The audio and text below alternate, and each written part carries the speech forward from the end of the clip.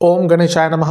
ओम नमः शिवाय। मैं निखिल ज्योतिषाचार्य आप सभी का मेरे चैनल पर पुनः स्वागत करता हूं। आशा करता हूं आप सभी स्वस्थ होंगे। महादेव की कृपा आप सभी पर सदैव बनी रहे। ये वीडियो मकर यानी कि कैप्रिकॉर्न के लिए बहुत महत्वपूर्ण है, क्योंकि वीडियो है जनवरी 2024 के मासिक राशिफल के बारे में। कैसा रहेगा जनवरी का महीना मकर के लिए। मेरा मासिक राशिफल जीवन की प्रमुख चीज़ों पर आधारित होता है, जैसे कि सामान्य विश्लेषण, career, business, income, investment, love life, married life, students और सेहत। और वीडियो के अंत में कुछ उपाय भी अवश्य बताता हूं, जिसके करने से महीने की सकारात्मकता में वृद्धि अवश्य होती है। यदि आपकी लग्न राशि या चंद्र राशि मकर है, दोनों ही गाइडेंस के लिए इस राशिफल को देख सकते हैं। मेरा हमेशा से मानना है कि यदि आप अपनी लग्न राशि से देखते हैं तो आपको सटीकता ज़्यादा मिलेगी। तो शुरुआत करते हैं इस अत्यंत महत्वपूर्ण राशिफल का। शुरुआत करते हैं सामान्य विश्लेषण के साथ। सबसे पहले लग्न भाव पर नज़र डालेंगे। लग्न पर किसी भी ग्रह का डायरेक्ट इम्पैक्ट नहीं रहेगा 15 तारीख तक, लेकिन फिर भी क्योंकि लग्न से केंद्र भाव में एक ही ग्रह है गुरु, और वो अब मार्गी अवस्था में है, तो ये महीना कहीं ना कहीं एक स्थिरता जीवन में लेकर आएगा। लग्न या फिर कहिए केंद्र भावों में इस समय कोई भी आपके ग्रह नहीं है गुरु को छोड़कर। ये आमतौर पर नहीं होता। इसका मतलब क्या होता है कि कहीं ना कहीं अपने जीवन में बड़े बदलाव लाने के लिए, अपने जीवन को एक नया स्ट्रक्चर देने के लिए, अपने जीवन को ऑर्गेनाइज करने के लिए ये टाइम अच्छा होता है, क्योंकि केंद्र भाव को विष्णु स्थान कहा जाता है, यानी कि वो बेस है, आप वो पिलर है आपके जीवन का। तो वहाँ पर किसी ग्रह का ज़्यादा प्रभाव नहीं है, यानी कि आप कहीं ना कहीं अपनी कहानी खुद लिख सकते हैं। तो ये जो महीना है, स्पेशली शुरुआत के 15 दिन, केवल गुरु का मार्गी होना केंद्र भावों में, यानी कि आपके जीवन को एक नई पटकथा मिल सकती है, आपको अपने जीवन को एक नया रास्ता दिखाने का मौका मिल सकता है। बहुत विशेष चीज़ है। लग्न पर किसी ग्रह की दृष्टि नहीं है, इसलिए लग्न के स्वामी को भी देखना चाहिए। तो शनि धन स्थान में बैठे रहेंगे अपनी ही राशि मूल त्रिकोण राशि में, तो अपने आप में ये धन योग बनाते हुए ग्रह है, अपने आप में शुभता प्रदान करते हुए ग्रह है। तो बहुत अच्छा एक योग शनि देव द्वारा भी यहाँ पे बन रहा है। और किसी ग्रह का लग्न पर डायरेक्ट इम्पैक्ट नहीं रहेगा। तो अब ग्रहों के राशि परिवर्तन की बात करते हैं। जो पहला राशि परिवर्तन होगा इस महीने वो बुध का होगा, और वो आपके 12वें घर में आकर विराजमान हो जाएंगे, और ये होगा 7 जनवरी को। बुध आपके लिए क्योंकि छठे घर के स्वामी है और आपके लिए नवम भाव के स्वामी है। छठे घर के स्वामी का 12वें में जाना विपरीत राजयोग बनता है, और यहाँ पर मंगल और सूर्य की युति भी उनके साथ होगी, और सूर्य भी यहाँ पर विपरीत राजयोग बनाकर बैठे हैं। 2 ग्रह विपरीत राजयोग बना रहे हैं। बहुत अच्छा है, बहुत विशेष है, बहुत श्रेष्ठ है। मंगल भी है जो लाभेश भी हैं, और वो चौथे घर के स्वामी भी हैं। तो ये बुध की युति यहाँ पर बहुत अच्छी है। प्रॉपर्टी बनाने के लिए अच्छी है, लाभ कमाने के लिए अच्छी है, विदेश में जाने के लिए अच्छी है, क्योंकि भाग्येश है 12वें घर में। तो जो लोग बहुत समय से विदेश जाना चाह रहे थे, नहीं उनको कुछ प्राप्त हो रहा था, ये वो महीना है जब विदेश जाने में, विदेश से संबंधित कार्यों में आपको लाभ प्राप्त होगा।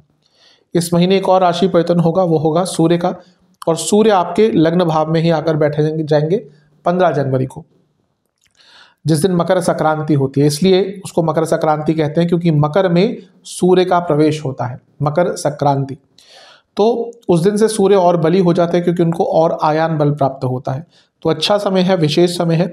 हाँ, सूर्य क्योंकि अष्टमेश भी है, तो थोड़ी सी स्थिरता की कमी जीवन में अवश्य आएगी, लेकिन अपने आप सूर्य का आना लग्न भाव में व्यक्ति को प्रतापी बनाता है, प्रभावी बनाता है, उसका नाम बनाता है, उसके अंदर विश्वास उत्पन्न करता है। तो अच्छा है सूर्य का आना। और इस महीने एक और राशि परिवर्तन होगा, वो होगा शुक्र का। शुक्र आपके 12वें भाव में आकर बैठ जाएंगे, और शुक्र का 12वां भाव सबसे प्रिय स्थान है आपके लिए। शुक्र योग कारक है, 10वें घर के स्वामी है, पंचम के स्वामी है।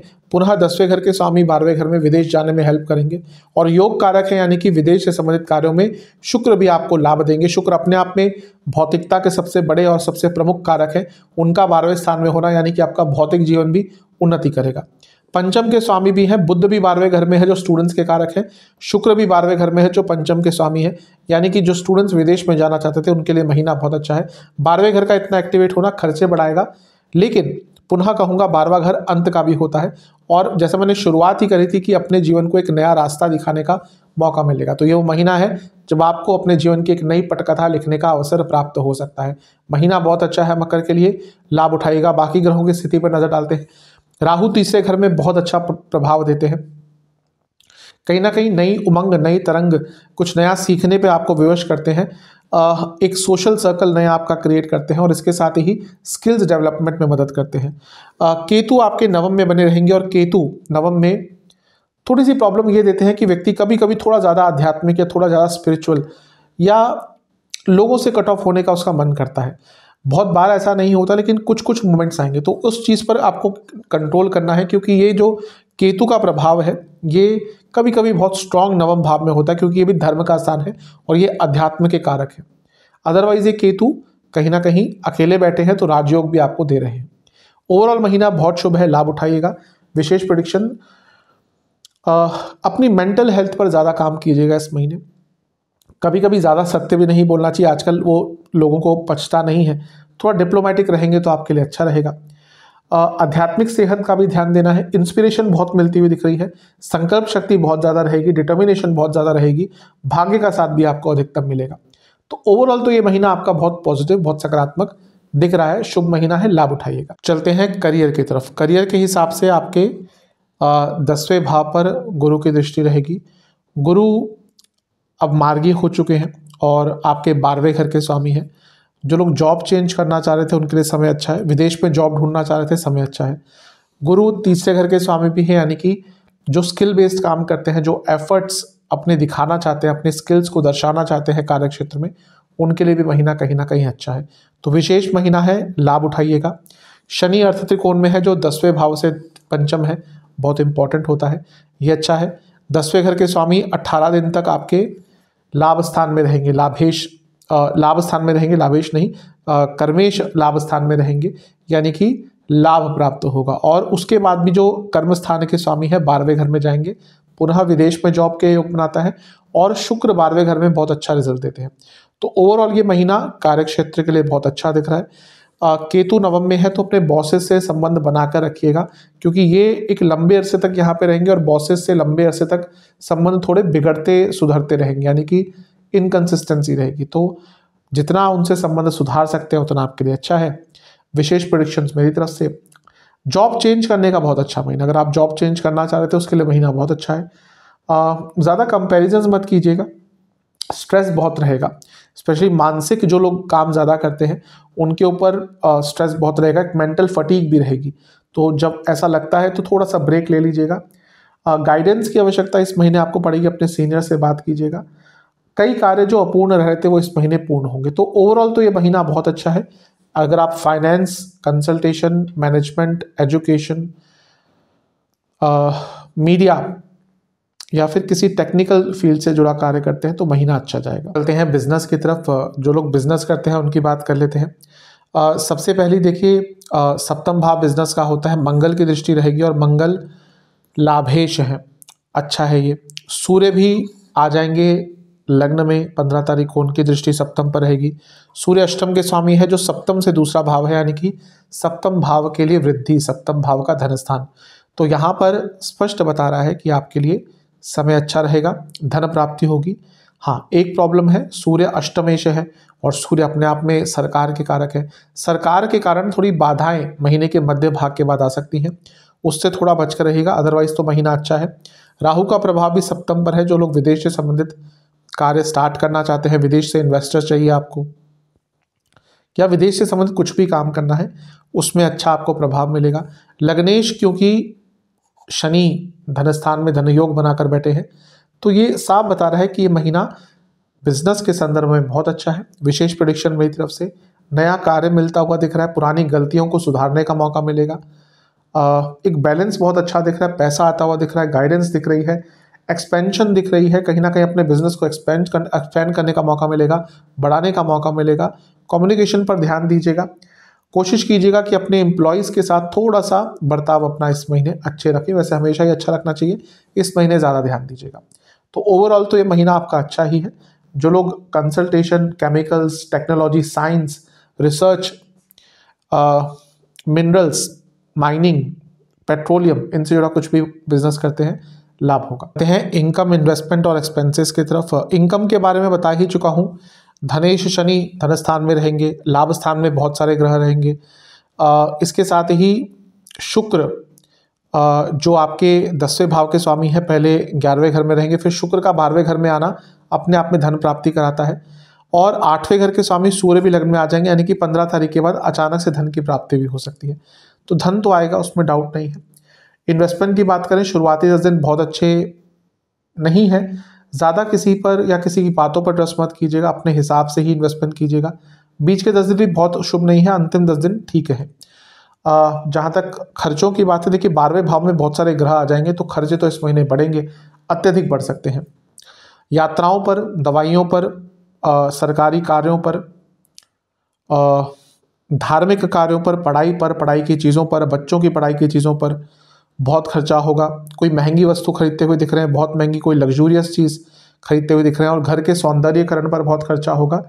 और इसके साथ ही कपड़ों पर इस महीने अत्यधिक खर्चा होता हुआ दिख रहा है। लव एंड रिलेशनशिप, सबसे पहले बात करते हैं नो कॉन्टैक्ट सिचुएशन की। बहुत ज़्यादा संभावना है इस महीने कि बातचीत अगर बंद हो गई थी तो पुनः स्टार्ट हो सकती है। कहीं ना कहीं किसी का साथ आपको लगेगा, थोड़ा शांत रहेगा, थोड़ा कहीं ना कहीं आपको एक्टिव भी रहना है। ऐसा नहीं कि कोई दिखा के मौका और एकदम बैठे रह गए कि नहीं चलो बाद में ट्राई करेंगे। संभावना पूरी है कि अगर नो कॉन्टैक्ट सिचुएशन उत्पन्न हो गई थी तो वो ठीक हो सकती है। नया रिलेशनशिप भी कहीं ना कहीं स्टार्ट हो सकता है। शुक्र का प्रभाव पंचम पर रहेगा 18 दिन तक, और उसके बाद भी शुक्र 12वें घर में मंगल के साथ जा रहे हैं, तो नया रिलेशनशिप स्टार्ट हो सकता है। बात करते हैं रिलेशनशिप की जो ऑलरेडी है, ठीक ठाक महीना है। देखिए सबसे पहले तो पंचम को देखना पड़ता है। पंचमेश शुक्र 11वें घर में है, यानी कि रिलेशनशिप अच्छा जाएगा। और उसके बाद भी शुक्र 12वें घर में, जैसा मैंने कहा 18 तारीख को चले जाएंगे, यानी कि फिजिकल इंटीमेसी भी बढ़ेगी। मंगल के साथ शुक्र की युति हो रही है, और कहीं ना कहीं 12वें स्थान में हो रही है। तो जो रिलेशनशिप में लोग हैं और वो शादी की तरफ बढ़ना चाहते हैं, उन्हीं के लिए भी महीना कहीं ना कहीं बहुत अच्छा एक क्लैरिटी देने वाला होगा। तो रिलेशनशिप के लिए तो महीना अच्छा है। विशेष प्रेडिक्शन मेरी तरफ से, कम्युनिकेशन पर ध्यान देना है। जो चीज़ें खराब चल रही थी उनको ठीक करने का मौका मिलेगा। अपने कंफर्ट जोन से निकलकर थोड़ा अपने पार्टनर के बारे में सोचना पड़ेगा। अगर कुछ भी दिखता है कि गड़बड़ हो रही है तो उसको एकदम ठीक कर लीजिएगा, ज़्यादा वेट मत कीजिएगा। इसके साथ ही ये कहूँगा कि थोड़ा सा अपने पार्टनर को एक्सप्रेस करने का मौका दीजिएगा। कभी कभी मकर के साथ होता है, थोड़ा सा ज़्यादा डिमांडिंग हो जाते हैं, थोड़ा सा डोमिनेटिंग भी हो जाते हैं। इस महीने अपने पार्टनर को एक्सप्रेस करने का मौका अवश्य दीजिएगा। ओवरऑल तो महीना ठीक दिख रहा है। लाइफ की तरफ चलते हैं। मैरिड लाइफ के लिए मिला जुला सा महीना है। मंगल की दृष्टि है और ये मंगल दोष बनाते हैं। मंगल 12वें घर में है। सूर्य भी 15 तारीख के बाद लग्न में आ जाएंगे और सप्तम को देखेंगे, तो ये भी कहीं ना कहीं बहुत अच्छा नहीं होता। सूर्य सेपरेटर का काम करते हैं, यानी कि 15 तारीख के बाद मैरिड लाइफ में प्रॉब्लम्स बढ़ेंगी, तो थोड़ा बहुत ध्यान दीजिएगा। बहुत शुभ महीना तो नहीं दिख रहा। सप्तम से अष्टम में शनि है और सप्तम से छठे में मंगल होंगे, कि दोनों ही बता रहा है कि एक तरफ बाधाएं आएंगी, एक तरफ लड़ाई झगड़े होंगे और एक तरफ एक इनकन्सिस्टेंसी भी आएगी। तो मैरिड लाइफ के लिए बहुत अच्छा महीना नहीं है। विशेष प्रेडिक्शन मेरी तरफ से, प्रॉब्लम्स को सॉल्व करते हुए एक नई शुरुआत देने का अवसर मिल सकता है, लेकिन उसके लिए कहीं ना कहीं आपको इनिशिएटिव लेना पड़ेगा। पुरानी गलतियों से सीखने का प्रयास कीजिएगा। कम्युनिकेशन पर ध्यान दीजिएगा, आगे बढ़ने का प्रयास कीजिएगा। आपको ये कोशिश करनी है कि अपनी मैरिड लाइफ को स्टेबल करें और अपनी कमियां जानें। जहां आपने इस महीने अपनी कमियां जानने का प्रयास किया, आपकी मैरिड लाइफ एक अलग डायरेक्शन में, एक सही डायरेक्शन में बढ़ना शुरू हो जाएगी। तो मिला जुला सा महीना है मैरिड लाइफ के लिए। स्टूडेंट्स की तरफ चलते हैं। एग्जाम से शुरू करेंगे। ओवरऑल महीना बहुत ही अच्छा दिख रहा है। शुरुआती 10 दिन भी अच्छे हैं, बीच के 10 दिन भी अच्छे हैं और अंतिम 10 दिन भी अच्छे हैं। ओवरऑल स्टूडेंट्स की बात करें, देखिए पंचमेश लाभ स्थान में बैठेंगे, अपने आप बताता है कि स्टूडेंट्स के लिए अच्छा महीना है। बुध भी मार्गी हो जाएंगे महीने के शुरुआत में, तो ओवरऑल महीना अच्छा है। बुध 12वें घर में चले जाएंगे और छठे घर को देखेंगे। कॉम्पिटिटिव एग्जाम के लिए अच्छा है। मंगल सूर्य की युति छठे घर को देखेंगे, तो कॉम्पिटिटिव एग्जाम्स के लिए तो पूरा महीना अच्छा है। ध्यान देना है, बुध जब भी 12वें घर में जाते हैं तो बच्चे का या स्टूडेंट का ध्यान भ्रमित होता है, तो ध्यान पर, अपने फोकस पर काम कीजिएगा। गलत संगत में मत पड़िएगा, अदरवाइज तो महीना अच्छा है। विशेष प्रेडिक्शन मेरी तरफ से, शुभता दिख रही है, भाग्य का साथ मिलेगा। ऑर्गेनाइज रहेंगे और भी अच्छा रहेगा। संगत पर ध्यान देना है, डिस्ट्रैक्शन से दूर रहना है। ओवरऑल कॉम्पिटिटिव एग्जाम के लिए तो ये महीना कहीं ना कहीं आपका बहुत अच्छा दिख रहा है। बार बार ऐसे योग नहीं बनते। अगर कोई एग्जाम है कॉम्पिटिटिव, उसका लाभ उठाइएगा। सेहत की तरफ चलते हैं। ठीक ठाक है महीना, ज़्यादा कोई बुरा नहीं है। जो ज़्यादा प्रॉब्लम तंग करेगी वो होगी नसों की प्रॉब्लम, गले की प्रॉब्लम, इन्फ्लेमेशन, लिवर की प्रॉब्लम और एसिडिटी। शुरुआती 10 दिन में हार्मोनल डिसऑर्डर्स, आँखों की प्रॉब्लम, स्किन डिसऑर्डर्स। बीच के 10 दिनों में पुनः hormonal disorders, digestive problem, spine से रिलेटेड प्रॉब्लम और एंग्जाइटी। और अंतिम जो 10 दिन है आंखों की प्रॉब्लम, रक्त विकार और स्लीप डिसऑर्डर्स तंग करेंगे। उपाय की बात करते हैं, आपको किसी भी हनुमान मंदिर में कुछ हनुमान चालीसा की पुस्तकें और शनि मंदिर में शनि चालीसा की पुस्तकें दान करनी है। और इसके साथ ही आपको किसी भी एक शनिवार को शनि चालीसा का 2 बार पाठ करना है। ये उपाय आप कर लेंगे, आपके लिए महीना अच्छा ही जाएगा। आशा करता हूँ वीडियो आपके काम आएगी। चैनल पे नए हैं, सब्सक्राइब कर लीजिए, वीडियो को लाइक कर लीजिए। मिलता हूँ अगली वीडियो में, तब तक के लिए ओम नमः।